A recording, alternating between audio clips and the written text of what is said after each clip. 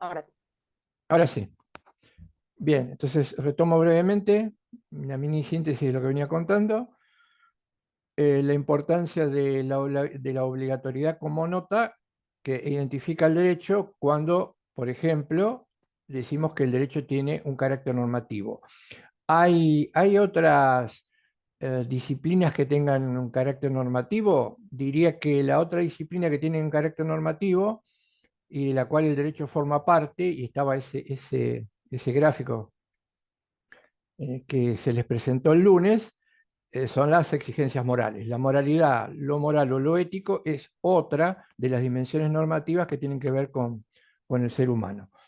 Entonces, la obligatoriedad es un dato que hay que subrayar. Y en la primera clase, tomando lo último que les dije, habíamos hecho una diferencia que no teníamos que perder de vista, que era que no debemos de perder de vista, que es diferenciar entre la validez y la vigencia.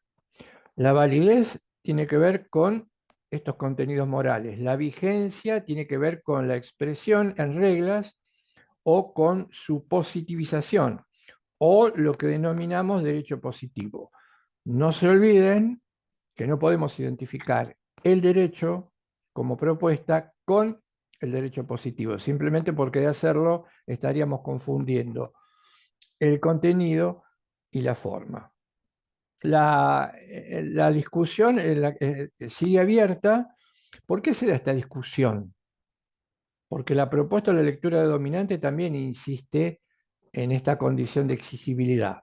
Si bien, como se marcó con corrección en la clase anterior, y aparece en el texto de Héctor, la obligatoriedad para ello gira alrededor de lo que denominan dimensión coactiva o coactividad.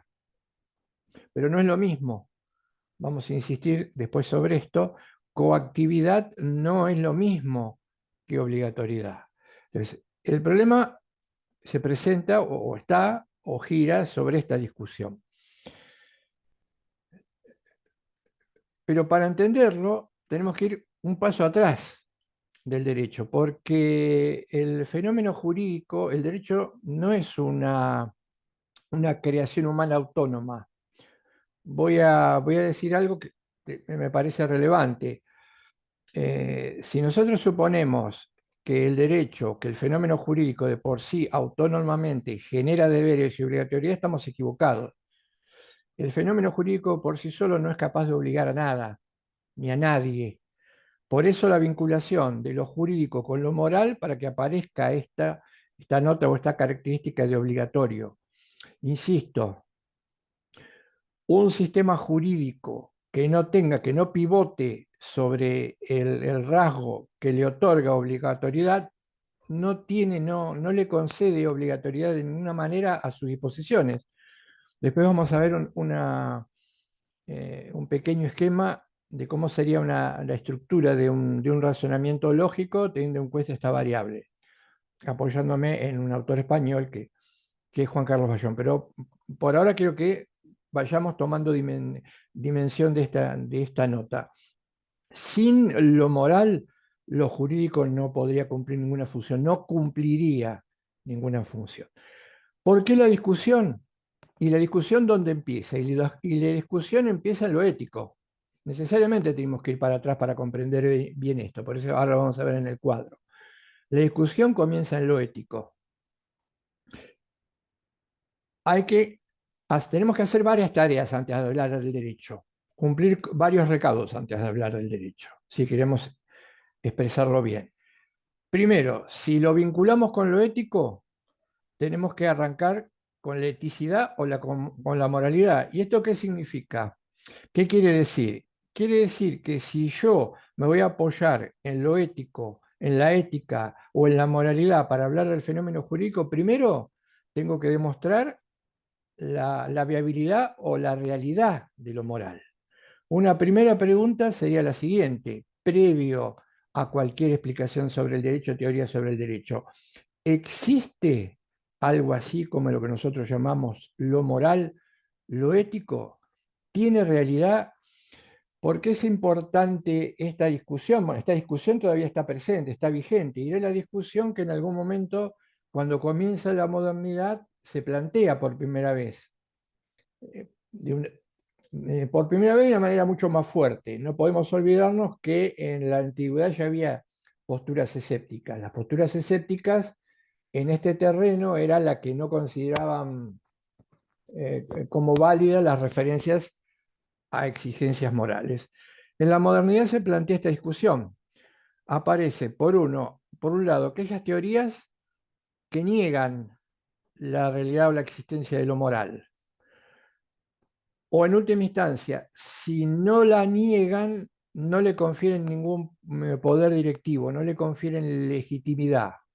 Por ejemplo, la más importante, que después va a reaparecer, fue aquella lectura que decía que las exigencias morales en definitiva no son más que modos de manifestación de la emocionalidad humana. Por eso se llama una de las teorías más importantes en el plano jurídico es el emotivismo. Los autores emotivistas dicen que cuando hablamos de valores, cuando hablamos de exigencias morales, únicamente estamos dando rienda suelta o canalizando nuestras emociones. Y esto nos lleva, si continuamos el argumento, a lo siguiente. Si las exigencias morales son simplemente cuando alguien utiliza la expresión valores, justicia y exigencia, no más que emocionalidad, puede haber tantas exigencias o diferentes como maneras de entender o de expresar la emocionalidad tenga el ser humano. Y lo segundo es cierto, lo primero no. Las emociones son particulares, son individuales. Y la conclusión o el cierre del argumento negatorio sería este. Si hablar del valor implica expresar una emoción, y las emociones son tan fluctuantes o variables como los deseos, y tienen que ver con intereses particulares, entonces lo ético no se puede convertir en la medida de lo jurídico.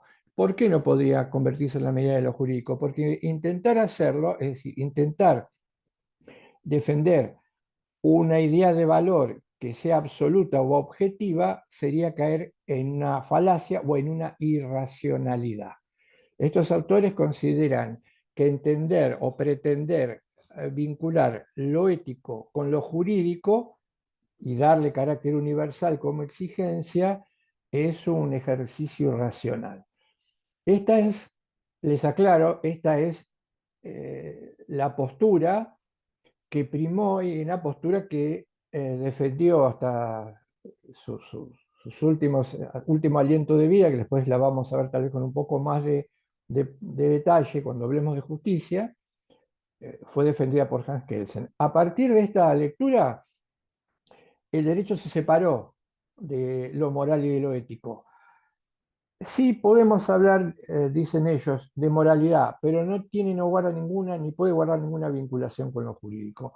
¿Qué vamos a tratar de hacer o qué estamos tratando de hacer? Recuperar esta vinculación de lo ético con lo jurídico, porque como les decía hoy, como sostenía Cota, si no consigo demostrar la realidad de lo moral, el vínculo de lo moral con lo jurídico, no voy a poder explicar bajo ningún punto de vista la obligatoriedad del derecho. ¿Qué puedo tener?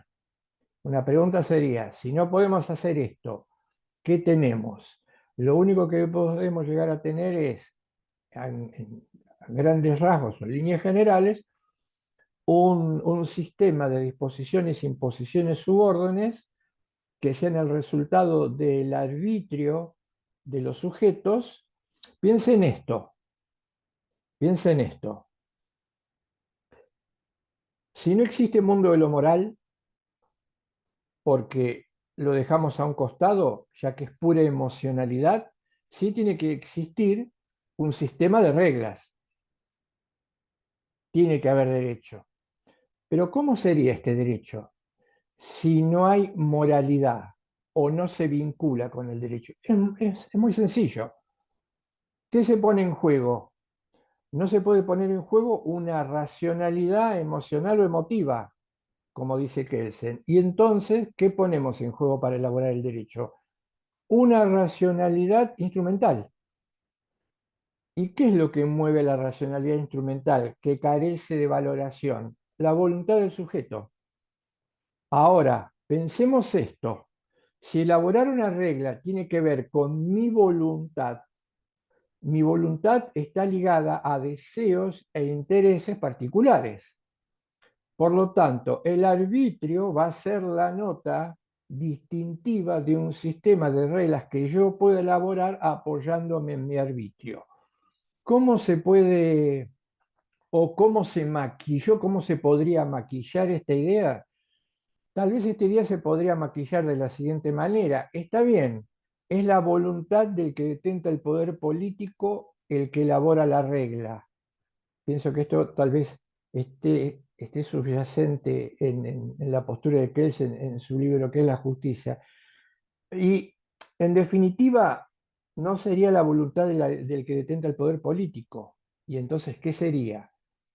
Y él seguramente respondería, y la voluntad de muchos, porque la ley, vamos a poner un ejemplo de los modos, uno, el más importante, pero uno de los modos empíricos de expresión, la ley sería el resultado de la suma de muchas voluntades. 10 voluntades son más que 5. Esto tiene otra connotación porque nos acerca a lo que podría denominar la idea de idea de democracia y la voluntad de la mayoría.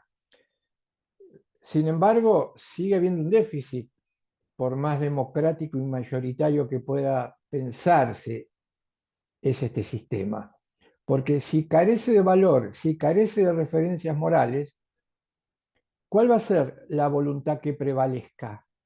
La voluntad que tenga razón, la voluntad que demuestre ser más justa, la voluntad que demuestre ser más moral, no. Simplemente la voluntad que demuestre ser la mayoría. Y como ustedes saben, la voluntad individual puede ser arbitraria y también la voluntad de centenares puede ser arbitraria. Por eso es que necesariamente tenemos que recuperar el valor o la importancia de la racionalidad práctica. La racionalidad práctica tiene que ver con la racionalidad de aquellas disciplinas que se manejan con normas, para que no quede desplazada la razón y termine ocupando el primer lugar la voluntad. En los siglos del positivismo jurídico, el eje de la elaboración jurídica o de la elaboración de reglas pasaba por la voluntad, no pasaba por la razón. Por lo tanto, no pasaba por la racionalidad. Pero ahora vamos a ver, eh, con este mecanismo vamos a llegar a una paradoja, que es la paradoja que es la imposibilidad de seguir transmitiendo en la cadena de derivaciones para que una regla pueda ser considerada jurídica o como válida. ¿No? Entonces, retomo para cerrar este paso de lo moral. Existe lo moral. Segundo paso, vamos a tratar de explicarlo. Una propuesta como la de Negri, al hablar del derecho, se apoya, algo dijimos, ahora lo completamos, agregamos algún dato más, se apoya en una determinada manera de entender, de enfocar lo moral. Primero, admitir que existe lo moral. Segundo, que es un conocimiento asequible a todos. Tercero, que esas exigencias o eso moral puede vincularse con el derecho e incorporarlo a una regla. Esto es lo que está por debajo del texto de Negri. Y ustedes lo van a ver, si ya lo están leyendo, que él en muchos de los capítulos en muchos de los puntos más neurálgicos del texto habla de la intuición. Dice, el proceso de positivación tiene que ver con una intuición que luego se convierte en regla. Después vuelve a hablar de la que nunca se pierde la intuición en el derecho porque, por ejemplo, si no hubiese reglas al efecto, tendría o volvería a funcionar de la misma manera. Vamos a ver ahora entonces el acceso a lo moral a través de lo que se llama intuicionismo. Como lectura, esta lectura ética se denomina intuicionismo. Pero al mismo tiempo, y esto lo habíamos dicho en clases anteriores, nosotros consideramos que es una postura, por eso es una postura realista, nosotros consideramos que lo moral forma parte del universo de conocimiento del ser humano. Sí. Eh, Ontológicamente hay una realidad que es la realidad moral. El conocimiento de esta realidad moral que forma parte de la estructura del mundo, la manera, el conocimiento, la epísteme, el acceso a lo moral viene de la mano de lo que llamamos o denominamos intuicionismo. Esto es lo que está por detrás de un punto de vista como el de Héctor Negri en el libro El Derecho. Son pilares que lo soportan, que no están explicitados en el texto, pero que se pueden descubrir en muchas de las expresiones y en muchas de las fórmulas. Sí, lo que se ve claramente en todo el texto es esa permanente apelación a los rasgos morales. Tenemos entonces el realismo, el intuicionismo y una nota más que hay que entender y qué es lo que traba la discusión, qué es lo que ha trabado, a mi juicio, la evolución del derecho. Lo ha hecho mucho más lenta. Um, el cliché de conocimiento de la modernidad. El problema que soportó el derecho hasta empieza a tener en el momento de la aparición de la modernidad es que, fíjense, el pensamiento moderno, que es básicamente un pensamiento científico y donde la ciencia y la técnica se exacerban casi hasta el infinito, descree de estas notas que yo les acabo de contar recién. ¿Por qué?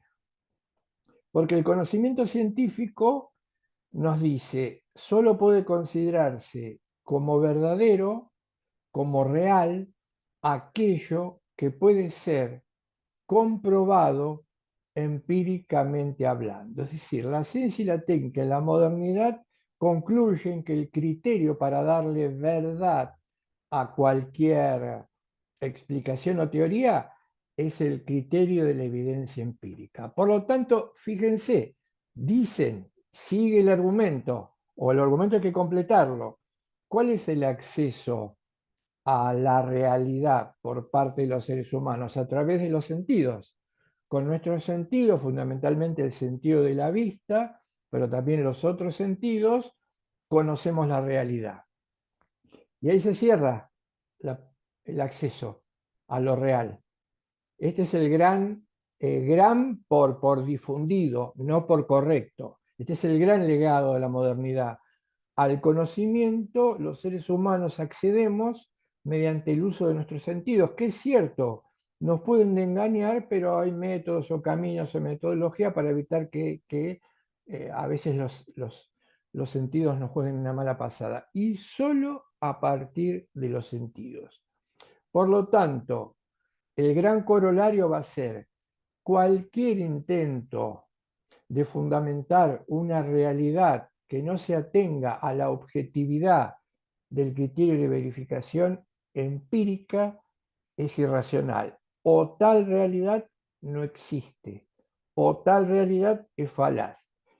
A partir de esta manera de entender de la ciencia y la técnica en lo que nosotros llamamos prejuicio objetivista, se anula completamente la posibilidad de hablar de valores. Este es el gran, sigue siendo el gran contrincante de la discusión y en algún momento fue el que permitió, el que posibilitó que el derecho se quedara sin contenido. ¿Se acuerdan? La famosa expresión que él señala, si no tenemos un contenido, cualquiera puede ser el contenido del derecho. Y otra cuestión que me parece que hay que contarle, les puede servir a ustedes, no sé si necesariamente se cuenta o no se cuenta con el derecho, como una especie de reticencia, o había como una especie de reticencia al hablar de derecho de vincularlo con otras disciplinas. ¿Mm? Como si vincular el derecho con otras disciplinas fuese espurio, o generase problemas, o le quitase pureza, More de Kelsen, teoría pura. Entonces, hay cierto prurito de tratar de vincular al derecho con la sociología, con la ética, también con la ciencia y con la técnica, con la sociología, con la antropología. Este prurito tiene que romperse, ¿por qué? Estamos analizando lo moral y lo jurídico, clave. Ahora bien, lo moral no solamente se aplica a lo jurídico. Cuando nosotros sostenemos que es posible descubrir valores objetivos y absolutos, después veremos o repasaremos en qué consisten. ¿Qué estamos diciendo? Estamos hablando de que es posible encontrar una verdad con dimensión normativa. Y esta es otra discusión que hoy se niega. Fíjense la importancia que ya empieza con la modernidad. Los modernos empiezan a negar la posibilidad de que sea posible encontrar una verdad que nos involucre a todos. No solamente que haya una verdad en lo moral o que haya una verdad en lo jurídico. Y acá venía el dato importante, lo voy a marcar, pero no olviden que siempre tiene que estar en la discusión. Tampoco es posible demostrar que existe una verdad en lo político. En los últimos 2 siglos y en el último siglo y medio, esta tesis que es peligrosísima se ha hinchado de una manera desmesurada. Hoy por hoy diría que es más fácil negar o de hecho que se niegue la posibilidad de descubrir qué estaríamos negando, que haya principios rectores en política que también puedan ser considerados verdaderos o falsos. Y eso va en detrimento de cualquier forma de organización social y por supuesto va en detrimento de cualquier forma de organización democrática. Lo que nosotros estamos tratando acá es refundar esto. No, no, no. Hay una verdad en lo jurídico y puede demostrarse. Hay una verdad en lo político, quedará para otro ámbito, no para nosotros, eso lo podemos pasar muy por arriba, pero lo hay. Hay principios. Los principios tienen carácter normativo en la política. ¿Qué implicaría que hay principios, como en el derecho y en lo jurídico, que tienen un carácter normativo? Y que estos principios, si no se respetan, estoy hablando de lo político en sentido estructural, ¿no? No estoy hablando de lo político en chico o puntual o positivizado, como podría ser política o política partidaria. Estoy hablando de lo político como fenómeno humano. Tiene un carácter normativo. Lo que tenemos que hacer es descubrir esos principios. Eso convertiría a la política en una disciplina en la que sea posible determinar si tal mediación o X mediación es verdadera o falsa. Y también en lo jurídico determinar si tal regla o tales reglas o tales formas de conocer son verdaderas o falsas. Por eso es importante todo esto. Insisto, está cortada la discusión por el medio, eh, simplemente para marcar el antagonismo. Hoy no hablaría de porcentajes, pero creo que no serían beneficiosos que niegan esta posibilidad. Por eso la negación de lo jurídico, por eso el auge del positivismo, por eso la negación de lo político, por eso la fuerza del pragmatismo, por eso la fuerza del pragmatismo que tiene más que ver con la validez, con la vigencia, el criterio pragmático en filosofía que se aplica al derecho y que se aplica a las disciplinas, los demás quehaceres humanos, tiene que ver con que vamos, actuamos o hacemos conforme nos van apareciendo los obstáculos, sin ningún tipo de norte, de regla, de dirección, de principio, de cauce. ¿Mm? Es volantear. Y del volanteo vamos para cualquier lado, pero tal vez el ir para cualquier lado pueda resultar beneficioso. Así lo sostienen, lo dicen los pragmáticos. Entonces, cerré esto, que es fundamentar la moralidad. Vamos ahora, si me podés, Paula, abrir la del acceso a lo Sí, cómo moral, no. ver el cuadro donde está explicado, hacer algunas Ahí consideraciones. estamos. ¿Ahí lo ves bien, Carlos? Eh, por ahora no, no sé si los chicos los están viendo. Yo Ah, por ahora no. Ahí está, aparece. ahí está. Mirá, se me fue. Ahí. Vía, el cuadro dice vía de acceso a lo moral. Vamos a ver algunas cosas que se contaron el lunes y agregar algunas más para cerrarlo. Eh,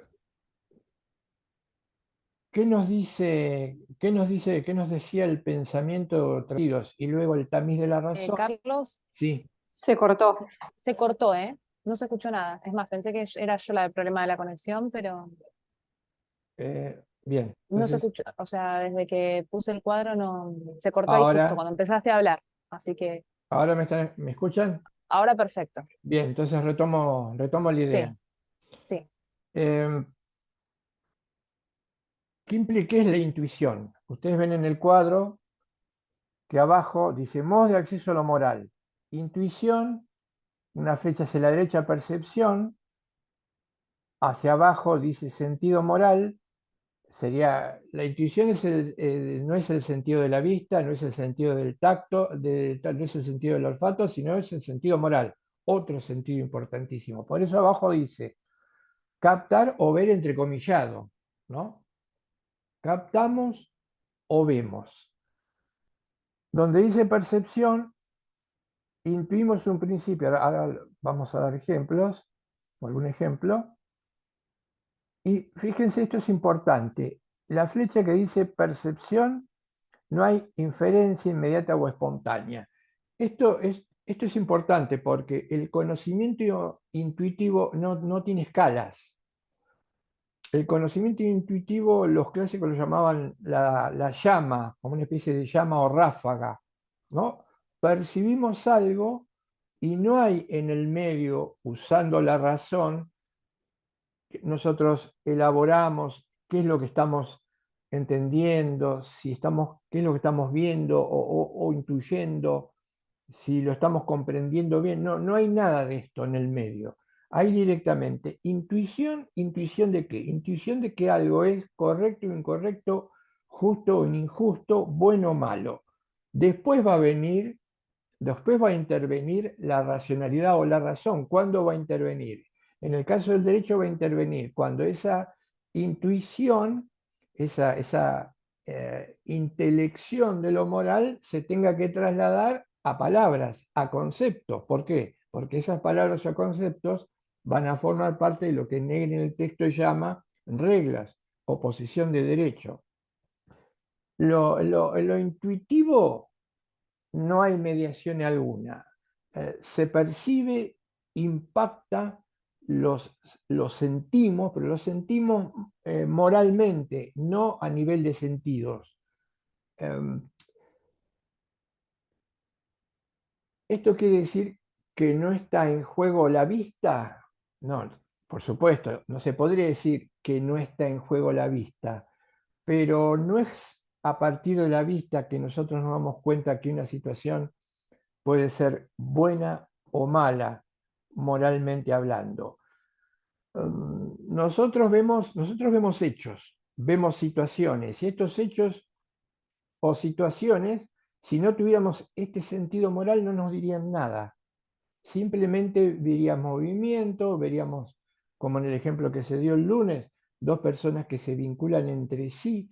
Ahora, ¿de dónde obtengo yo el conocimiento moral cuando veo que dos personas, que son dos facticidades, dos datos, interactúan y saco la conclusión de que esa interacción o vinculación es injusta? De mi percepción de los hechos, no, porque yo simplemente veo dos corporalidades que se vinculan entre sí. Sin embargo, mirar esa corporalidad, como en el ejemplo que se había dado el lunes, se me aparece como injusto. ¿Por qué? Porque precisamente lo injusto está como, podríamos decir, adherido a lo que yo veo, a lo que descubro con el sentido de la vista, pero no forma parte del dato. Veamos este ejemplo y veamos cómo la vista juega un papel importante, pero mucho más lo juega la intuición. Hay un ejemplo que se da y que es el siguiente, cómo muchas veces, cómo la vista incluso hasta podría engañarnos, pero no así la intuición moral. Supongamos que vemos dos personas a la distancia, un varón y una mujer. Vemos una pequeña fuentecita, un balde con agua, bien a lo lejos, pero se percibe. Y de golpe vemos que una de esas personas levanta algo y ese algo parece ser un bebé, pero lo vemos con dificultad. E inmediatamente vemos que ese bebé es introducido en el agua, pero la vista no nos delinea bien lo que está ocurrido. Vemos muy borrosamente. ¿Qué podríamos pensar? Y podríamos pensar que tal vez lo que esté ocurriendo es que se esté intentando ahogar al bebé. Si no lo viéramos bien, podríamos pensar que se lo está intentando ahogar. Pero supongamos que nos acercamos al lugar y entonces vemos ya cerca, con una visibilidad correcta, que en realidad no se lo está ahogando al bebé, sino que lo que se está haciendo es sumergiendo en el agua con jabón, con shampoo, para lavar, para bañarlo. Fíjense que la vista en ambas situaciones o la visualización, si no es adecuada, nos puede llevar a considerar que es algo bueno o malo y tal vez equivocarnos. Cuando estamos cerca, cuando tenemos el panorama completo, claramente la sensación es de que el comportamiento es un comportamiento adecuado. Se está tratando con ternura al bebé, se lo baña, se lo trata con delicadeza, se lo seca. ¿Mm? El principio que está en juego acá, diríamos, ¿por qué no? Que el principio que nuestra intuición capta es el que se está respetando la dignidad del recién nacido, del bebé. El principio moral de respeto a la dignidad humana. Ahora, fíjense, eh, lo moral es una interacción, pero es algo más que la interacción.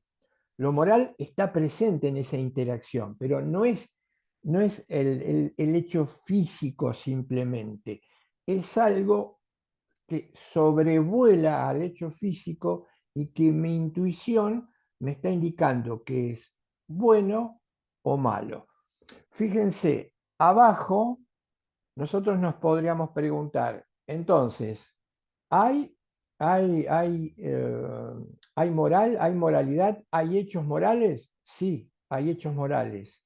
Estos hechos morales son, por ejemplo, lo que yo les acabo de contar recién. Y estos hechos permiten detectar en el ejemplo la moralidad justa y injusta. Entonces de ahí viene el juicio moral. Una vez que yo percibo esto, emito un juicio moral. Esas personas se están comportando correctamente con el bebé, están actuando justamente con el bebé, están actuando humanamente con la consideración moral que le quieran poner. Y ese juicio moral, el bebé está siendo tratado de manera adecuada o digna, yo puedo considerar o puedo exponerlo como verdadero. Puede ser verdadero o falso. ¿Mm? Ese juicio verdadero o falso se va a convertir en una cosa o en la otra si se corresponde con mi intuición. Puesto otra persona a la vista de esa situación, que están bañando al bebé con delicadeza, tendrá que tener o tendrá que impactar en él la misma intuición. Llamo a alguien, me dice, ¿qué estás viendo? Ah, estoy viendo un acto de ternura, están bañando al bebé. Impacta de la misma manera que mi intuición. Está viendo lo mismo, Está viendo la misma interacción y el resultado, la intuición es la misma. Es un comportamiento justo. Fíjense, ahí está marcado por qué es correcto, por qué es bueno el hecho. En este caso pusimos respeto. Y esa intuición, y este otro dato también es muy importante, es independiente de la creencia y el deseo. Las exigencias morales son independientes de lo que nosotros creamos y lo que nosotros deseemos. Por eso una exigencia moral se torna exigible y esto puede resultar un problema. Esto puede resultar un problema sobre todo en el caso del derecho. La moral o lo moral, el derecho no nos pregunta, ¿estás de acuerdo? ¿Te gusta? ¿Se corresponde con tus intereses? ¿Te sirve? ¿Es lo que crees? No, eso no se pregunta. No se pregunta. Por eso muchas veces las exigencias, dígame si por ese corte no se escucha, por eso muchas veces, las más de las veces, cumplir con las exigencias jurídicas es difícil. ¿Por qué es difícil? Porque, insisto, no son el resultado de mi interés particular, de mi deseo particular y mi creencia particular. La exigencia es adecuada y es correcta independientemente de mi creencia, de mi deseo y de mis intereses particulares. Por eso muchas veces, o algunas veces, nos cuesta tanto trabajo el cumplimiento de lo normativo. Bien, dejamos entonces el croquis. No sé si ahí vimos los dos, ¿no? Ah, no, No, ahí vamos con el siguiente. Ah, falta otra cosa. Bien. ahí sí. Y ahora entonces hacemos jugar el procedimiento de creación del derecho. ¿Cómo se genera el derecho? ¿O cómo aparece el derecho? Aparece ante problemas. Tenemos ciertas necesidades. Estas necesidades tienen que ser resueltas. ¿Cómo se resuelven? Bueno, confrontamos ese problema, supongamos que todavía no tenemos reglas, o que si las tenemos no tienen que ver con lo que se nos plantea. Y entonces la primera respuesta ante una situación desconocida que no tiene reglas, ¿qué pone en funcionamiento? Pone en funcionamiento nuestra intuición. Supongamos que no sabemos que hay reglas que exigen el respeto al otro, que exigen el respeto a la dignidad del otro, que todo otro es digno. No las conocemos y vemos un comportamiento como el que yo les estaba contando. Pero en este caso, marcadamente negativo, porque lo que están queriendo hacer no es bañar al bebé, sino ahogarlo. Y se presenta el problema, y yo lo confronto y lo veo en directo, bien, y sale mi respuesta intuitiva. No, mi respuesta intuitiva me dice que no, eso no está bien. Pero viene o alguien más, o lo confrontamos con otras personas. La respuesta debería, o seguramente sea, después veremos qué matices hay o qué dificultades puede haber, en esto que aparece como esquema general. Siempre está, por supuesto, las excepciones y los matices, como en toda explicación, toda teoría, todo punto de vista, ¿no? Las mismas intuiciones, no, eso está mal, no está bien, no me gusta, uno podría decir no me gusta. Bueno, entonces tenemos una serie de intuiciones. Esa serie de intuiciones nos dicen, resolvamos este problema, ¿qué hacemos? ¿Qué tenemos que hacer? Y bueno, entonces ponemos en juego lo que nosotros intuimos. ¿Por qué? Para poder expresar con palabras eso que nos parece equivocado. ¿Qué tenemos que hacer? Llevarlo a las palabras. La intuición no va directamente a la regla. El derecho no ha sido el resultado de intuiciones que fueron directamente a la regla. Por eso dice, intuición, reflexión moral madura. Después de intuir, ¿qué tenemos que hacer? Después de sentir. Tenemos que reflexionar sobre lo que sentimos. Y ese reflexionar sobre lo que sentimos es sí o sí de dos maneras. Una individual, la otra colectiva. Por eso, cuando los seres humanos reflexionamos sobre nuestras intuiciones morales a fin de expresarla, ¿por qué la tenemos que expresar en palabras? La tenemos que expresar en palabras porque la tenemos que hacer racional. Pero además la tenemos que hacer racional porque queremos que otros la entiendan y otros la comprendan y otros la discutan. Y para que se conozca. ¿Mm? Recuerden el ejemplo de la crítica. Si algo está mal, no basta con decirle al mundo, esto está mal, siento que está mal. Al mundo le tengo que decir, para que el mundo me entienda, que lo que yo estoy sintiendo que está mal, lo estoy sintiendo por esto, y ahí empiezo a incorporar las palabras, los conceptos, la reflexión, para que el mundo me entienda. Si no, el mundo no me entiende. ¿Mm?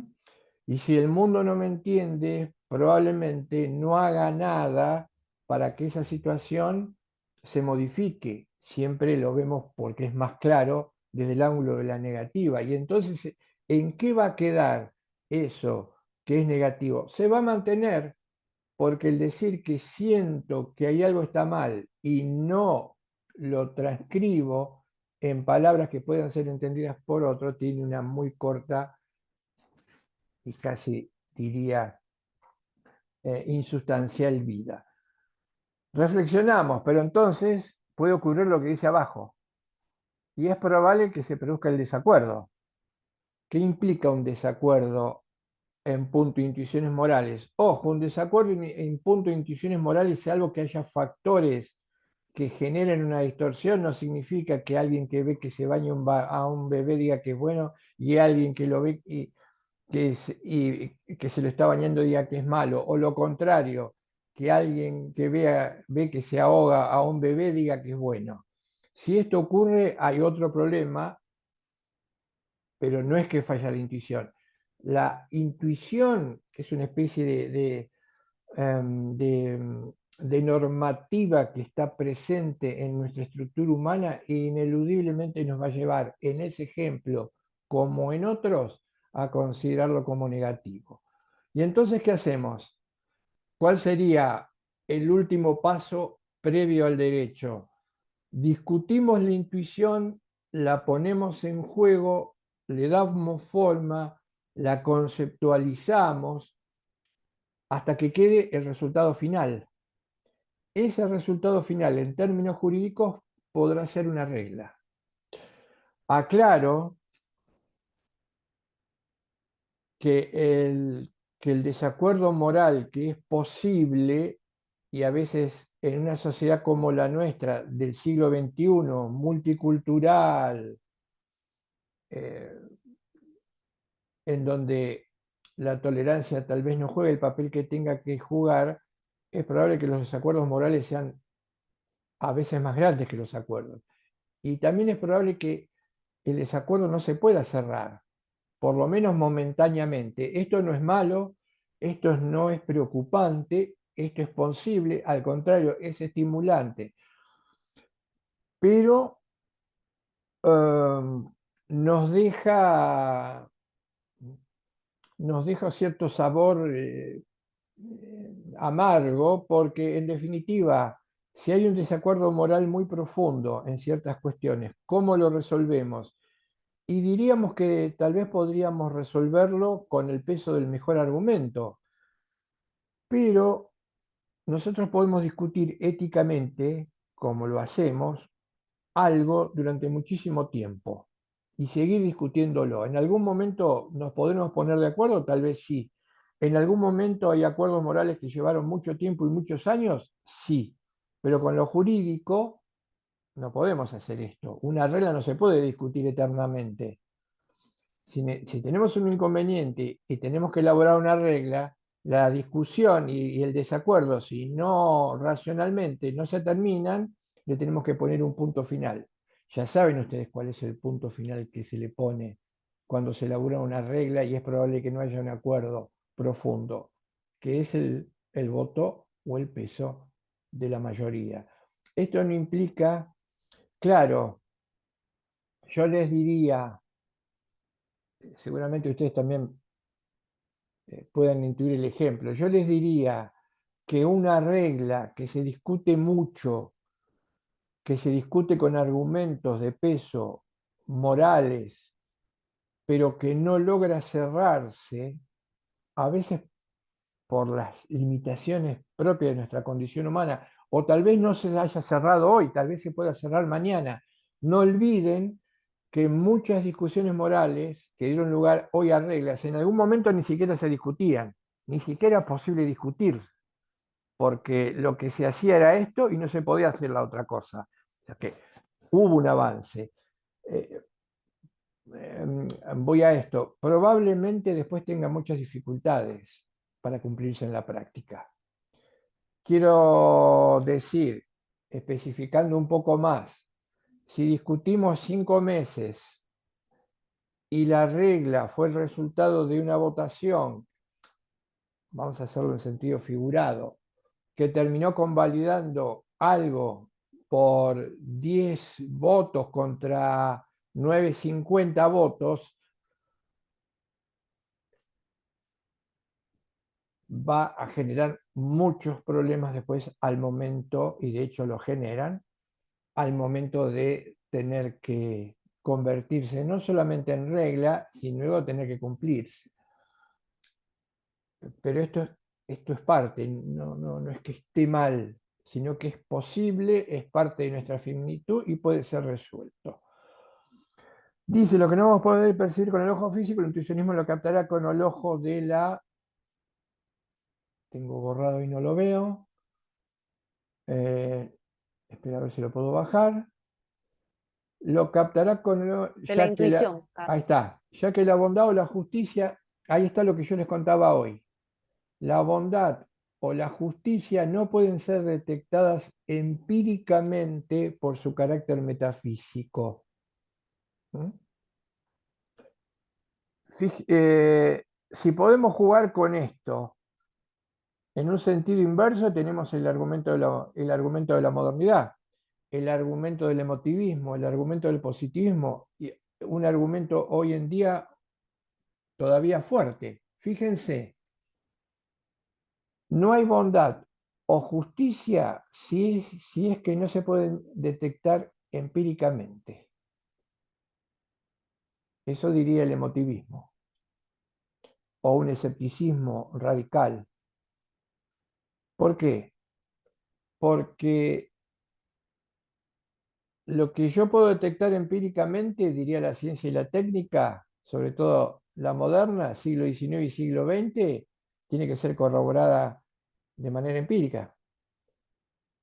Y entonces el mote, la metafísica es una disciplina que forma parte de la filosofía, pero también suele ser un mote que de manera peyorativa se pone a este tipo de conocimientos. Son metafísicos. Metafísica era una disciplina que ya consideró y estudió y analizó muy bien Aristóteles. Metafísico significa que hay una realidad por sobre lo físico, que es tan real como lo físico mismo. ¿Mm? Por eso se llama metafísica. En la modernidad el término metafísico sigue teniendo a veces un carácter peyorativo.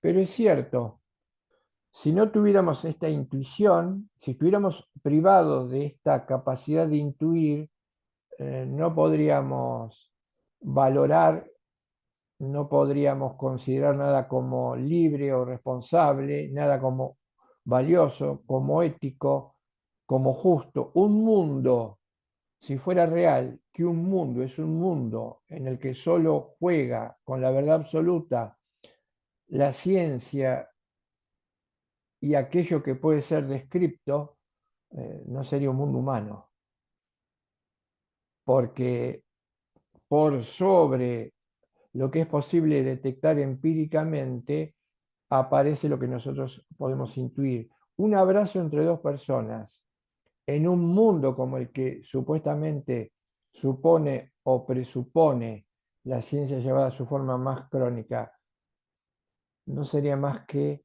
dos cuerpos que se conjuntan y que se separan. ¿Cómo lo describiría la ciencia? Dos cuerpos que se tocan y luego se separan. ¿Y qué sería? No sabemos, dos cuerpos que se tocan y se separan. No lo podemos valorar, no lo podríamos valorar, pero sí lo hacemos, porque intuimos que más allá de dos cuerpos que se juntan, podemos percibir que en ese abrazo hay un encuentro y que ese encuentro es el resultado de la forma más intensa de inclusión humana, como podría serlo el abrazo entre una madre y un hijo, luego como resultado de un reencuentro. Estamos intuyendo algo que por el solo hecho físico del abrazo no aparece. Y sí aparece porque estamos munidos de esta intuición.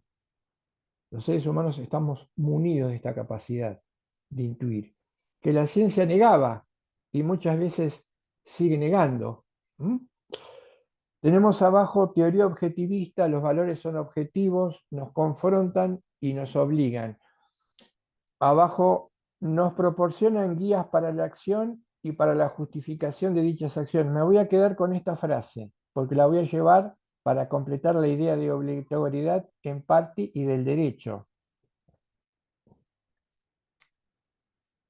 Cuando vemos un abrazo y en ese abrazo vemos que esas dos personas se tratan como corresponde, no se agreden y se respetan, ¿qué estamos viendo? Por sobre el abrazo, una exigencia moral. Estamos viendo, estamos en presencia de un principio moral, como es el principio del respeto al otro. Y ese principio del respeto al otro, ¿qué tenemos que hacer? ¿Qué hemos hecho? Lo hemos incorporado a una regla, con muchísimo trabajo. Por eso Héctor dice, toda la historia del derecho es la historia de la construcción de un orden que incorpore la exigencia moral de respeto a las reglas. Fíjense, carácter. ¿Por qué? Porque a partir de ahí, ¿qué hacen? Nos proporcionan guías para la acción. Podemos decir, y ahora vamos a ir al otro esquema, enseguida vamos a ir al otro esquema, podemos decir que el derecho nos guía, perdón, genera guías para la acción, sí, porque nos indica qué es lo que debemos hacer, qué es lo que podemos hacer y qué es lo que no debemos hacer. Espera que se fue, volvé para atrás porque apareció la placa, quédate ahí un segundito, Ahí está, Carlos. no la Sí, perdón, damos. estaba preparando la otra. Entonces, ¿nos proporcionan guías para la acción? Sí. Y fíjense qué importante, y para la justificación de dichas acciones. Ya lo vimos cuando vimos la crítica. ¿Qué estamos haciendo constantemente los seres humanos cuando interactuamos en el mundo? Estamos intentando justificar lo que hacemos y justificar o no lo que hacen los demás. Pero en definitiva, justificar lo que yo hago y justificar lo que el otro hace, o no justificar lo que yo hago y que no justifiquen los demás lo que yo hago, solo se puede apoyar en consideraciones de carácter moral. Por lo tanto, el derecho, cuando nos dice que algo es obligatorio, está justificando un comportamiento, una acción, y nos guía. Ahora, a mí me parece, no sé qué les parece a ustedes, completamente desenfocado suponer que una justificación de un comportamiento tenga que ver exclusivamente con el arbitrio del sujeto que lo impone y el corolario sea que si no se lo hace, se lo castiga. Ahí estamos en el mundo de la irracionalidad. Por eso es que lo coactivo no puede ser, no formó nunca, ni formará como parte del derecho. Pero algo importante, el derecho solo se puede convertir en una guía para la acción y servir para justificar nuestros comportamientos en la medida que incorpora esto que está puesto arriba, las exigencias valorativas. Por eso, el respeto es el núcleo de la propuesta del derecho. Pero no puede ir más allá. Ya lo vimos, lo vieron en el lunes, hay límites. El derecho no puede ir más allá del mínimo de ética, que es el respeto, porque ya estaría en otro plano. Abajo dice, motivación moral, ¿qué nos lleva a actuar moralmente? A nosotros una exigencia moral no nos puede dejar, no nos puede poner en modo neutralidad. Si una exigencia moral nos pone en modo neutralidad, evidentemente hay un problema, un obstáculo entre ese principio y nosotros, o hay un problema o un obstáculo interno a nosotros. Por ejemplo, vamos a verlo desde el lado negativo, que también tiene que ver con una captación de valores morales negativos, y que esto puede ocurrir. Una marcada injusticia no nos puede dejar indiferentes.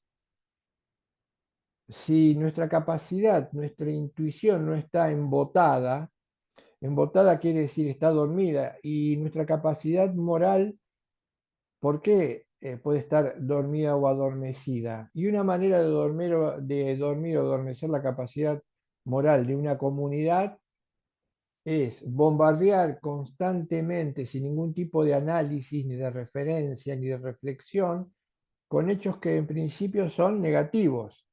Pero la multiplicidad de hechos negativos sin reflexión, desconectados, jugando con la fatiga del cerebro que ve repetida una imagen 50 veces, sin ningún tipo de análisis, con un análisis incorrecto, ¿qué termina convirtiendo? Termina naturalizando. Eh, eh, Todo lo contrario de lo que se supone se quiso hacer. Se termina naturalizando. Es decir, sí, ya lo vi tantas veces que al verlo tantas veces hasta ya, en algún momento no me parece malo. Pero eso no tiene que ver con nosotros. Eso tiene que ver con un embotamiento que es el resultado o el producto de un factor externo, pero que podría explicar algo que muchos éticos, pensadores éticos actuales se plantean. ¿Por qué nos cuesta reaccionar ante las injusticias? Cuando en realidad la intuición de una injusticia nos tendría que motivar rápidamente o moralmente a actuar e intervenir, y no simplemente a ser un espectador. ¿Mm? Porque está muy lejos, sobre todo si es negativo. Moralmente en nuestra psicología tendría que aparecer la indignación como motor, y la indignación genera emocionalidad y nos pone a actuar. Eso está muy lejos de filmar durante un segundo, 10 segundos o 20 minutos una injusticia. Precisamente esto está indicando un embotamiento de nuestra capacidad moral. Esta es una posibilidad. Después también está lo que los griegos denominaban un déficit de nuestra voluntad moral, una acrasia. Una acrasia es una dificultad para poner, hay como una especie de desfasaje entre la emoción y la razón. La emoción nos instala en el sentimiento y en la movilización, la razón que nos indica sopesar la intuición y ver de qué manera podemos actuar para resolverla. Cuando se produce el divorcio entre la emoción y la razón por sí sola no mueve a nada. Y la emoción por sí sola, sin el refuerzo de la razón, puede implicar que nos movamos en cualquier sentido sin un criterio y sin una guía adecuada. Por eso, ¿de dónde viene la motivación? Y actúan en conjunto. En el ser humano actúan en conjunto. Razón, pasión, razón, emoción, racionalidad, emocionalidad. Pero tengamos presente que la lectura predominante, mayoritariamente predominante en esta materia y en la modernidad ha sido divorciar ambas para convertir a la emoción en irracional y a la razón en emocionalidad. Dos, antes todavía quiero completar otro ítem, dos cosas que me parecen importantes para que reforcemos esta idea de obligatoriedad. Y por supuesto, veamos que esto tiene que ver con el derecho.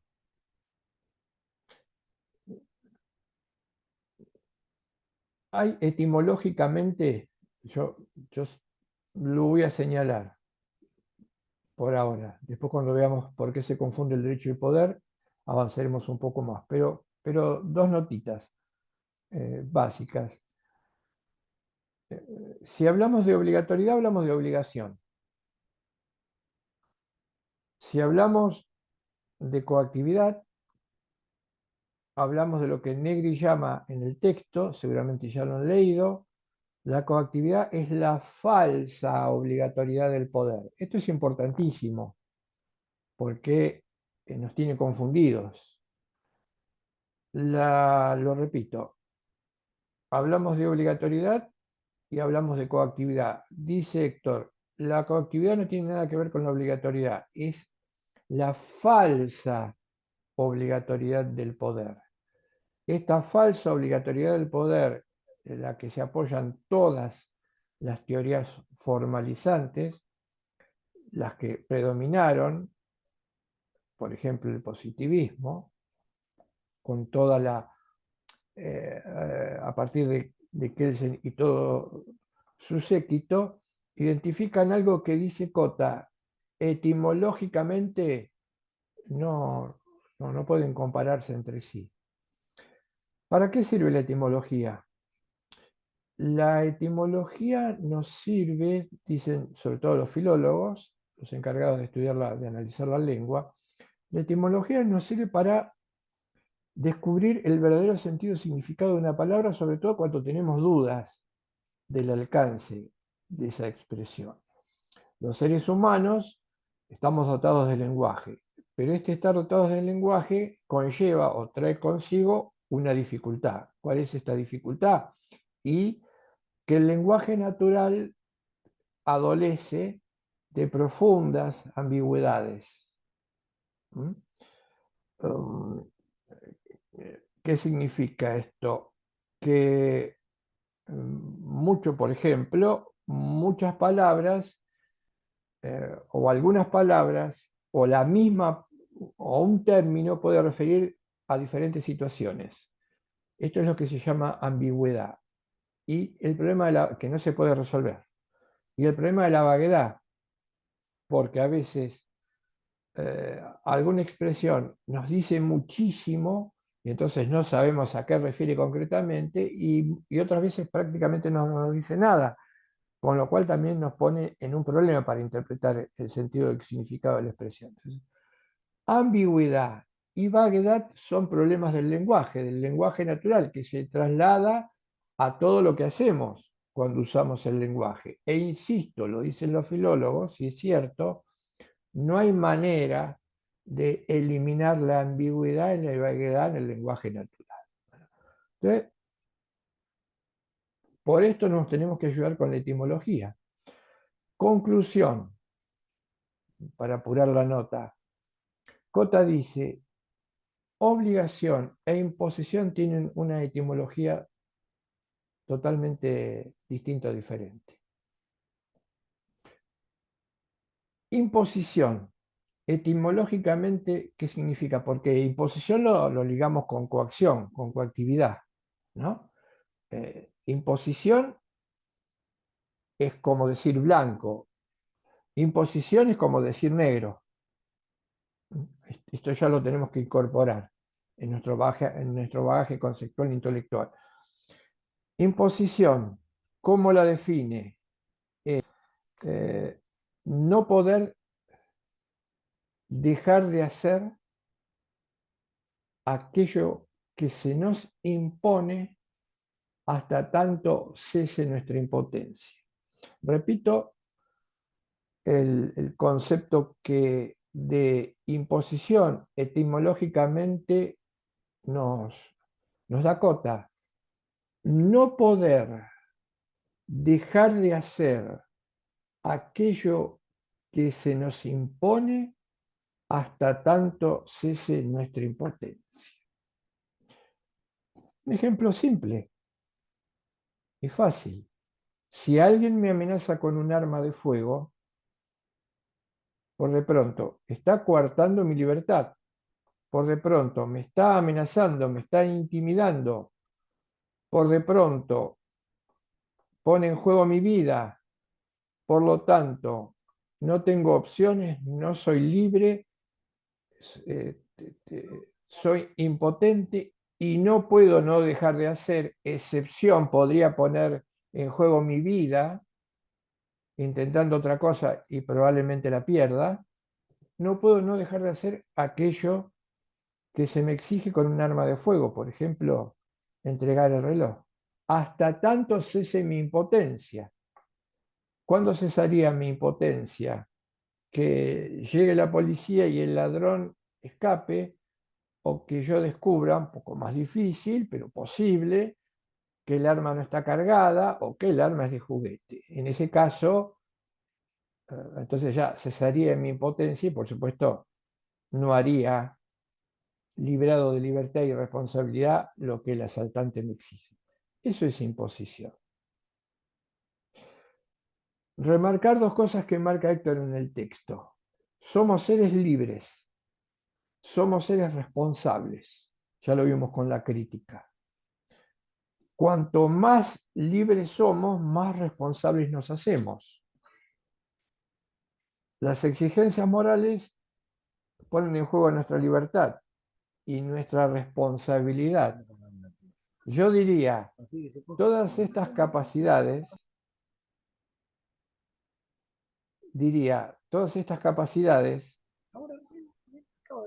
perdón, alguien me quiere estar preguntando, hay un micrófono abierto, alguien me quiere preguntar algo y yo no lo escucho. No, era Carlos que se había activado. Ahí Ah, ya está. bien. Les decía, todas estas capacidades desaparecen, se anulan si lo propio de cualquier sistema y del derecho es la imposición. Va en desmedro de la libertad, va en desmedro de la responsabilidad y va en desmedro de la moralidad, porque el texto lo dice, cuanto más grande es la imposición, más se angosta nuestra decisión, nuestra libertad y nuestra responsabilidad, a tal punto que es posible que en última instancia estemos jugando en el límite de la no responsabilidad. Esta era la famosa cuestión que se discutió durante mucho tiempo, muy interesante, que fue la cuestión de la obediencia debida. ¿Hasta cuándo podemos decir o podríamos decir que no somos responsables porque no teníamos otra opción que eliminar a alguien porque si no nos iban a eliminar a nosotros? Es una cuestión interesante que por supuesto tiene muchas aristas en la discusión y que no siempre ha sido bien resuelta. Esto entonces respecto de la imposición. Veamos la etimología de la obligación. ¿Qué es obligación o obligatorio etimológicamente hablando? ¿Qué significa para que de una vez por todas echemos por tierra esta identificación? Obligación implica asumir conscientemente una exigencia. Algo, algo se nos exige, lo veo como una exigencia y lo acepto y asumo activamente eso que se me exige. Por lo tanto, no hay un agotamiento de mi libertad ni de mi responsabilidad, sino hay un crecimiento. Y ahí o aparece la autonomía. Cuando asumo autónomamente una exigencia y la acepto es porque considero de alguna manera que tiene que ver con mi propio desarrollo, con mi propia estructura, eh, que se corresponde con mi condición humana. Por eso la asumo activamente. Yo diría que en el ejemplo que les planteé podrían pensar cualquier otro ejemplo, muchos ejemplos, que se me imponga algo no implica de ninguna manera que la asuma. Entonces, si no la asumo conscientemente y la veo como una obligación, por lo tanto, no soy autónomo y soy heterónomo. ¿Qué implica heteronomía? Heteronomía implica que alguien me impone lo que yo tengo que hacer, decir, pensar, pero, y esto es una gran, a veces hay una aporía en defender ciertos puntos de vista, porque la modernidad lo que defendió muy bien en principio fue la libertad y tal vez la autonomía, pero al mismo tiempo el pensamiento moderno dio rienda suelta a estas notas de coactividad, llevándonos a una aporía, porque la aporía significa un camino sin salida, un callejón sin salida, porque si soy autónomo, como la modernidad lo establece y consideramos que estamos de acuerdo, pero con ciertos límites, no puedo ser heterónomo. Y si mi comportamiento es heterónomo, soy irracional. Fíjense ahora, eh, ¿se acuerdan que les había hablado de un autor español, Bayón? ¿Mm? Esto después, esto es algo que recuperé, hice hoy, después vamos a sacarle una foto y lo vamos a subir, pero para que entendamos esa diferencia respecto de una norma jurídica. Nosotros sabemos que la norma jurídica va de la mano de una autoridad jurídica, que es la que la elabora. Norma jurídica, hay una autoridad jurídica. La autoridad jurídica es también un concepto normativo. No hay ninguna propiedad empírica que convierta a algo o alguien en A. ¿Qué implica que no hay ninguna propiedad empírica? Una propiedad empírica sería, por ejemplo, que A se vea como autoridad porque detenta el uso de las armas, de todas las armas que existen en esa comunidad. Por ejemplo, tiene rifles, tiene bayonetas, tiene tanquetas, tiene tanques. Um, Ahí habría propiedades empíricas, porque tener armas no es más que un hecho fáctico. Eso no podría ser considerado una autoridad. ¿Mm? Tiene que haber otro rasgo el que convierta algo en autoridad y no un dato empírico. Por ejemplo, tener más fuerza que otro no me convierte en autoridad, porque esto también es un dato empírico. La norma jurídica puede obligarnos, provenga o no de una autoridad. Es una cuestión de justificación.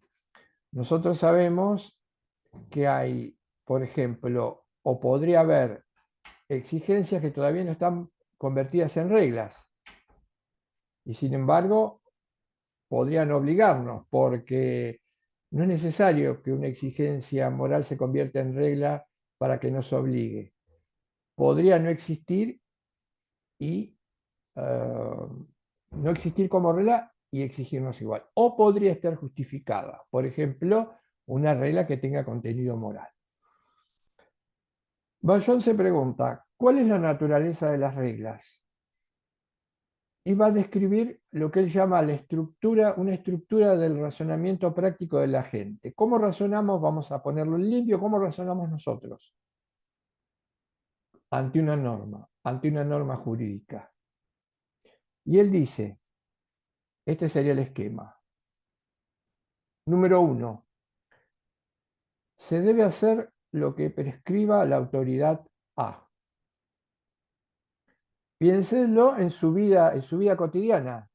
Se debe hacer lo que prescribe el gobierno a través del Poder Ejecutivo, enviando una ley al legislativo que luego se sanciona y se promulga. Esto sería, en términos concretos, fáciles, cotidianos, el primer punto. Se debe hacer lo que prescriba la autoridad A. ¿Estamos de acuerdo? ¿Estamos de acuerdo hasta ahí? Bien. Segundo, A, la autoridad prescribe que debe realizarse P. A, la autoridad prescribe que debe realizarse P. ¿Cuál es la conclusión? Que cualquiera de nosotros ante una norma tiene, se debe hacer P. Pongámosle, rellenémoslo con cotidianidad. A prescribe que debe pagarse en concepto de impuestos a las ganancias el 70% de la remuneración bruta o neta del que trabaja. Conclusión, debo hacer P, debo pagar el 70% de lo que recibo como variable de un impuesto a las ganancias. Y esto podría tener fuerza de ley, podría haber sido votada. Sigue con el razonamiento Bayón. Y él dice, debe aceptarse un deber independiente de las prescripciones de toda autoridad. ¿Por qué? Fíjense, en el ejemplo, en el esquema, el criterio es la voluntad del que detenta el poder político. El que detenta el poder político decide, diríamos, de manera arbitraria y lo plasma en una regla que se confisque el 70% del ingreso en función de los impuestos a las ganancias. Ese deber es el de que detenta el poder político. Y en el razonamiento debemos hacerlo. ¿Por qué debemos hacerlo? Porque emana de una autoridad competente. Estamos en el universo de que el derecho es una norma que emana de autoridad competente, entonces debemos hacerlo.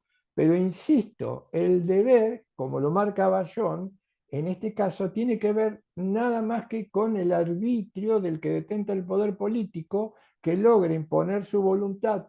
Esa ley se vota y lo convierte en una norma y se supone que esta norma es una norma obligatoria o que es una norma jurídica.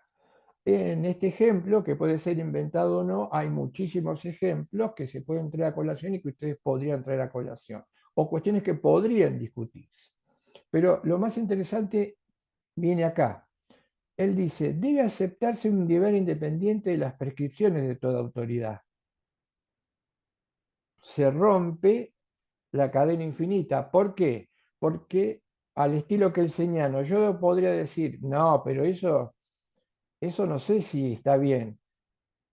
¿Quién le concedió la autoridad para que la dictara? Entonces, no, fíjate que esa ley la pudo dictar porque alguien le dio competencia, pero ¿quién le concedió la competencia? Y la competencia se la concedió la Constitución, vamos a abreviar. Pero esa Constitución en Provincia de Buenos Aires, ¿quién le concedió esa posibilidad de elaborar una ley de esas características? Y la Constitución Nacional. Fíjense que hay una cadena formal de competencia, ¿no? Buscamos, y el problema es que cuando llegamos a la Constitución suponemos que la cadena se corta, y no, porque ¿de dónde surge la justificación de la Constitución Nacional? Fíjense el problema que tiene una lectura así, que fue una lectura dominante y que todavía está muy enquistada en la cabeza de los operadores jurídicos. Dice Bayón, si se entiende esto, debe aceptarse un deber independiente. Fíjense lo que dice él, no la cadena de competencia. O no existe el deber de obedecer a ninguna autoridad. Y es cierto, si no rompemos esta cadena, si no hay un deber independiente del mero criterio formal de autoridad, no existe deber de obedecer a ninguna.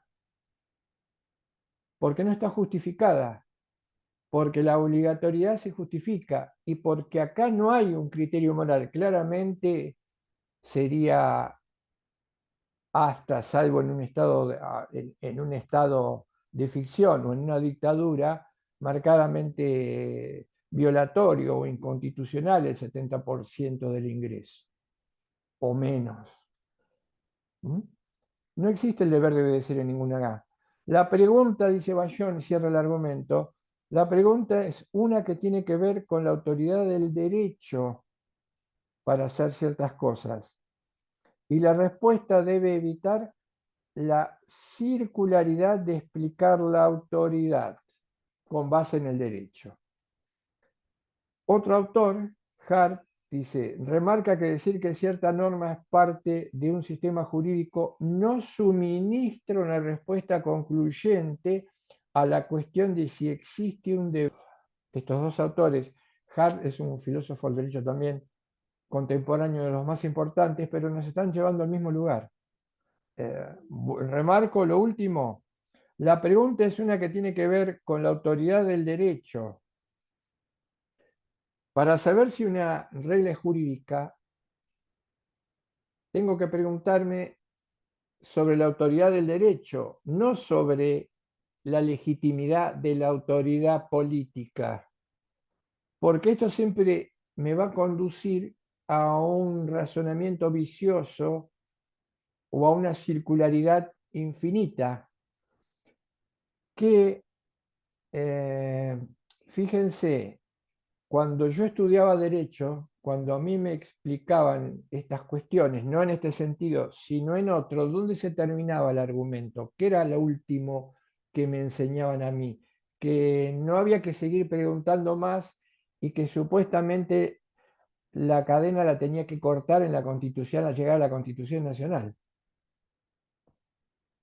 Claro, en algún momento alguien se daba cuenta que si yo seguía preguntando por qué, ¿y quién es competente? ¿Quién controla a los controladores?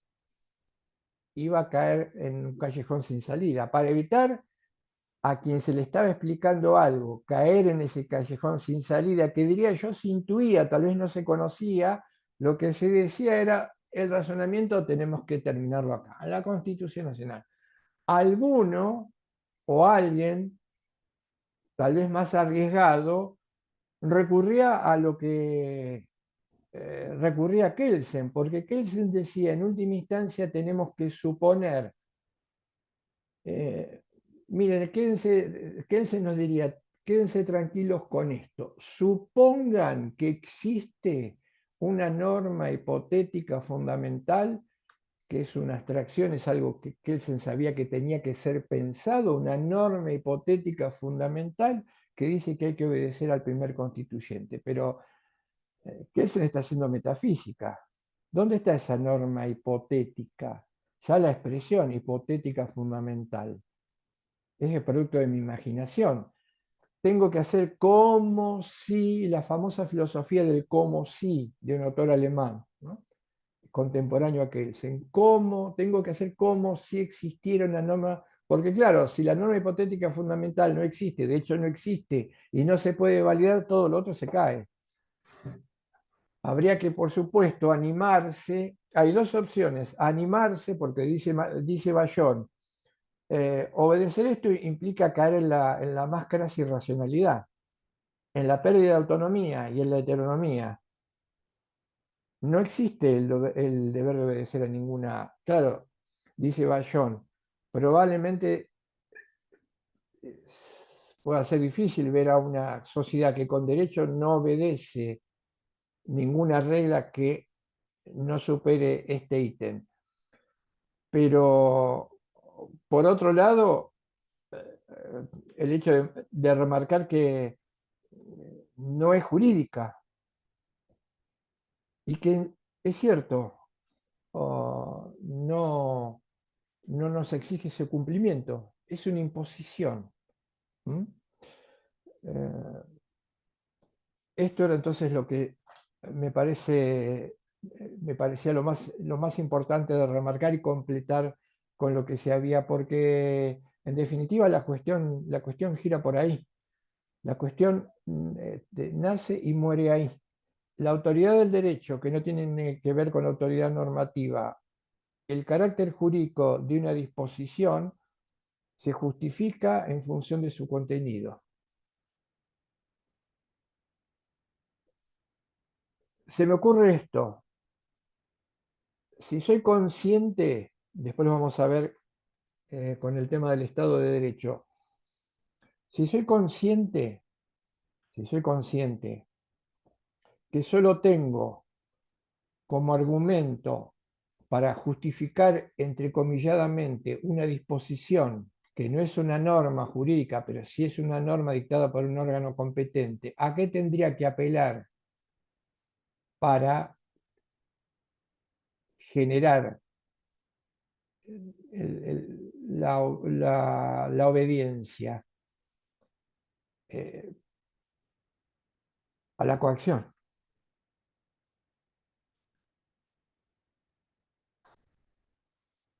¿Por qué tendría que recurrir a la coacción? Y por de pronto la coacción no me permite pensar, dificulta mucho mi capacidad de reflexión.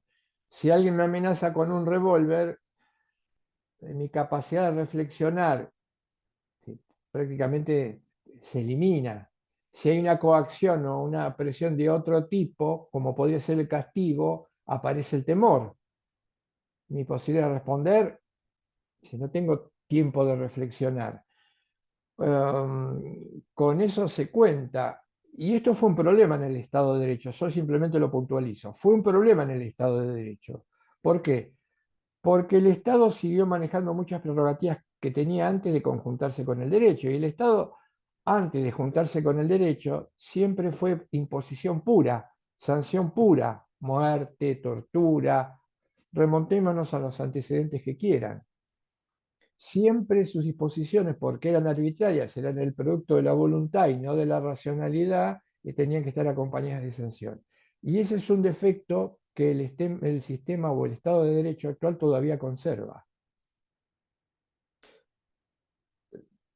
Claro, nos diría Santo Tomás de Aquino, decía, muchas veces para evitar que se resquebraje la estabilidad de un sistema, tal vez sea necesario obedecer ciertas disposiciones, aunque no sean del todo jurídicas. Estoy de acuerdo con Santo Tomás de Aquino, pero no al punto de tener que obedecer algo que no vaya más que no sea más que por una cuestión coactiva, porque entonces la supuesta estabilidad del sistema es inseguridad. ¿Mm? Es cierto que también es difícil elaborar reglas jurídicas y es cierto también que en los hechos hay muchas reglas jurídicas que solo tienen un mínimo de componente moral. Pero todas estas cuestiones son cuestiones que hay que conocer, que hay que aprender, que hay que estudiar, porque que tengan un mínimo de contenido moral o que no tengan ningún contenido moral es responsabilidad del que las elabora. Y no es porque no sabe el que las elabora. El problema es que el paradigma de derecho que tiene incorporado lo lleva a tomar ese camino, que es el mismo camino que lo lleva a apartarse del derecho y a confundir poder y derecho. Por eso, y en algún momento hubo una discusión en un seminario en que también participaba Bayón, él decía, tal vez tal vez sea posible entender, no justificar, entender que haya sistemas jurídicos que funcionan en la realidad, en donde tal vez en la mayoría de los casos obedecemos producto de una compulsión, cuando siendo realmente autónomos no deberíamos obedecer ninguna de esas disposiciones o esa disposición puntual o en particular. ¿Por qué lo hacemos? Porque también hemos sido alcanzados por la confusión entre poder y derecho. Por eso yo les decía que es importantísimo. Hay tres patas en un paradigma jurídico. y esto sin saberlo, de buena fe, hay tres patas para que se sostenga un paradigma jurídico: incorrecto o equivocado, como este que estoy criticando, con la ayuda de Ballon, Hart y Negri. Hay tres patas. Una pata es el, quien elabora el derecho, que lo elabora mal, precisamente, y tal vez hasta nos puede llevar a un círculo vicioso, porque aprendió lo que era derecho de manera confusa, porque el que lo enseñó de manera confusa, porque también lo interpretó, lo entendió mal, en nuestro caso, por ser importado, sin ninguna reflexión. La segunda pata, el que lo aplica, porque el que lo aplica también lo aprendió, y lo aprendió mal, y lo aprendió de confusa.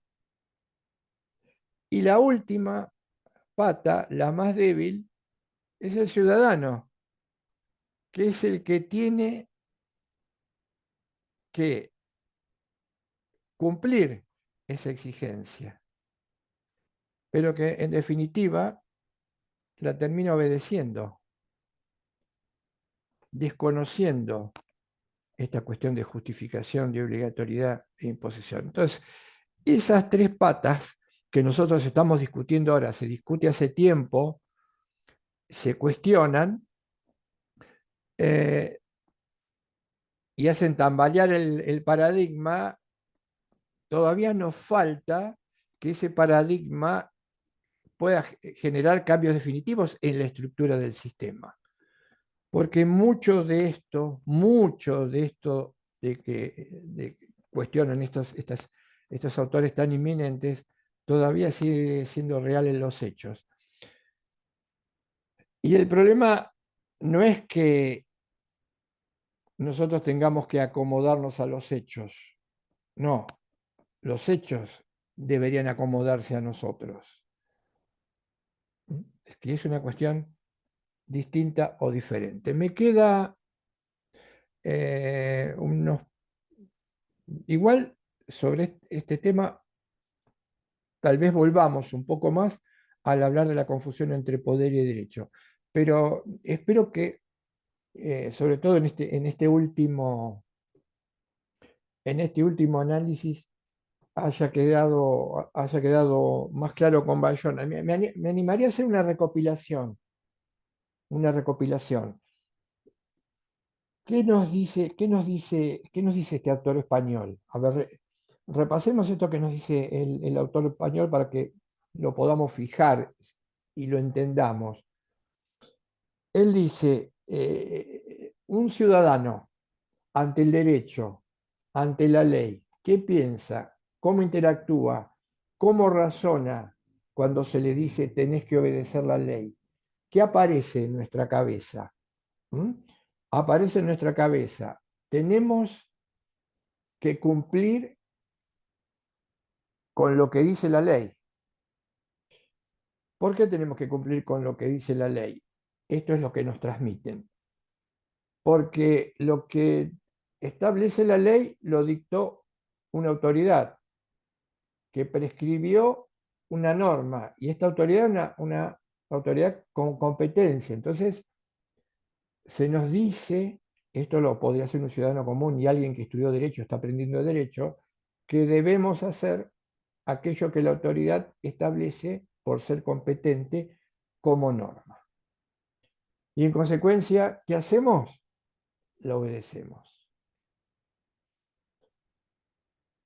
Esto ocurrió sin cartabón alguno y puede seguir ocurriendo, pero dice Bayón, tiene que existir algún deber que sea independiente de la simple prescripción o del simple hecho de que yo tenga que obedecer algo porque lo dicta alguien que se denomina autoridad competente. Tiene que haber algo distinto, diferente, porque lo único que tenemos, si no lo hubiere, es la voluntad, el criterio, el arbitrio del que detenta el poder político, que puede, diría Kelsen, ponerle cualquier contenido en la medida en que el derecho tiene o puede tener cualquier contenido, solo necesito que la autoridad sea competente. Norma que emana de autoridad competente. Técnica de control social. Otra definición de derecho. ¿Por qué tiene que existir otro deber independiente? Dice Bayón, porque tengo que romper con la cadena infinita. ¿Qué implica romper con la cadena infinita? Y que yo le pregunte, usted dictó esto y es competencia. ¿Qué le dio la competencia? Soy A, me la dio B. Ah, ¿me quedo tranquilo? No. Usted, B, ¿quién le dio la competencia? Ah, la competencia me la dio C. ¿Me quedo tranquilo con eso? No. Se sigue estirando la cadena. Y a usted C, ¿quién le dio la competencia? Y me la dio D. Y a usted D, E, F, G, H, todo el abecedario y mucho más. Infinito. No se corta nunca. ¿Dónde se corta? ¿Dónde la corta Kelsen? La corta en la Constitución Nacional. Pero la pregunta, y remarco, esto se me enseñó a mí así. ¿Y la Constitución, quién controla al controlador? Y la última respuesta era el hecho de la norma hipotética fundamental. Entonces, hay que coincidir con Bayón. Si las cosas son así, no hay ningún deber, no existe el deber, la obligación de obediencia a esas disposiciones. Un mínimo detalle cambiaría todo el panorama. Ese mínimo detalle es que ese deber independiente de la voluntad del que detenta el poder político sea una exigencia moral. Ese mínimo detalle cambia completamente las tornas, pero es algo que tenemos que alcanzar.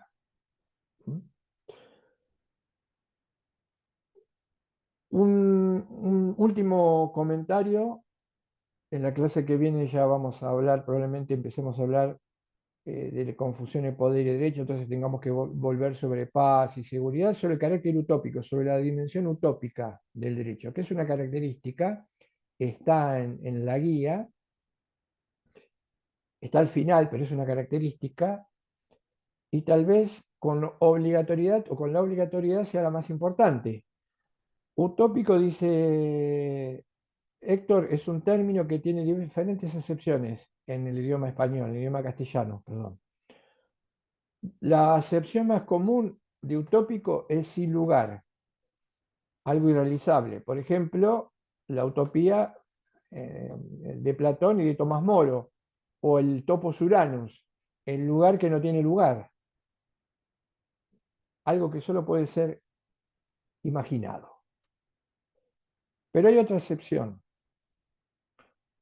y él dice, utópico en su segunda significación es una concepción de la realidad o una descripción de la realidad que no se limita simplemente a describirla, se eleva sobre ella, se separa de ella con la intención de volver sobre esa realidad para modificarla. En este sentido, el derecho es utópico. ¿Por qué? Porque el derecho sabe que tiene que contar con la realidad, con lo que ocurre, pero el hombre tiene el don de la crítica, que tiene que funcionar y estar alerta siempre. Esto en los operadores jurídicos no puede faltar, no les puede fallar. Algo es tal como debe ser. Si ese tal como debe ser no lo es, entra en juego el derecho. Entonces, describe la realidad. Conclusión, la realidad no está siendo como debería ser. ¿Y qué hace? Toma distancia de esa realidad porque el derecho no es la naturalización de lo que ocurre. es lo que debería ocurrir. ¿No ocurre? Me separo. ¿Para qué? Para elaborar una regla que luego baje a esa realidad social e intente modificarla. En esa regla, que es más que una descripción, va a estar plasmada la posible solución. Por eso, el sentido utópico o la utopía se completa, dice Héctor, con una referencia a los profetas. Los profetas en el antiguo Israel jugaban un doble papel, de denuncia y anuncio. El profeta denunciaba los males que la sociedad estaba convalidando, pero a la vez anunciaba qué era lo que había que hacer para modificarlo. Por eso el lunes se dijo sobre el cierre que el derecho es una contrasituación.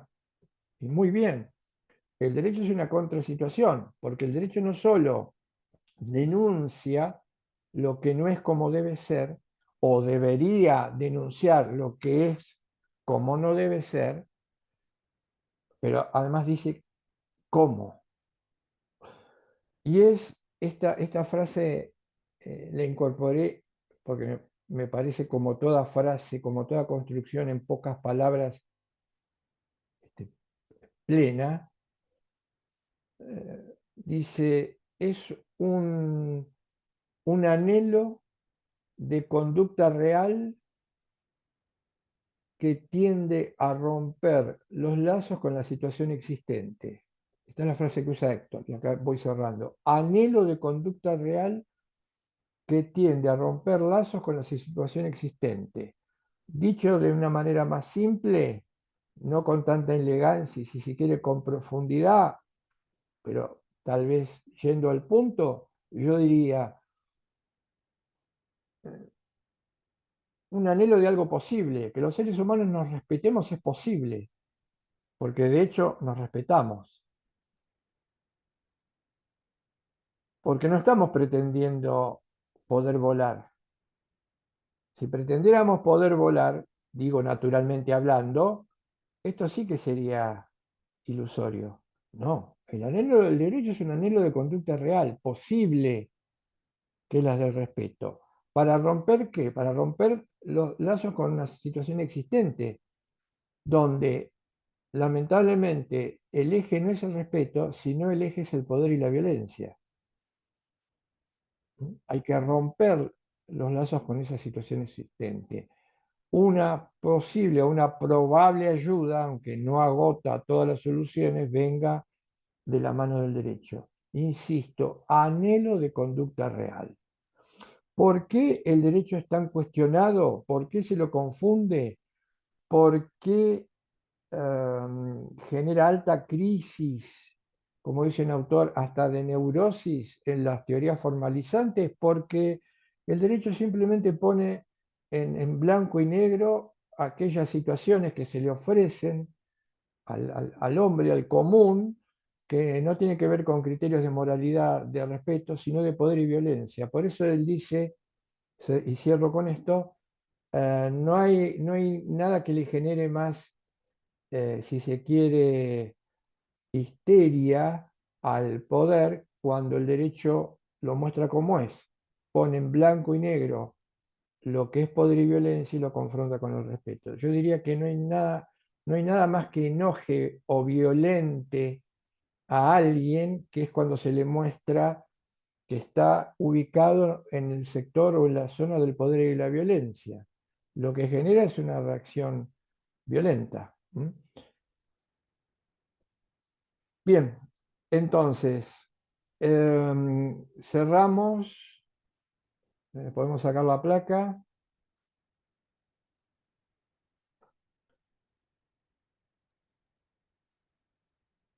Carlos, ahí cerramos, se trabó. Ah, sí, cerramos ahí te vemos bien.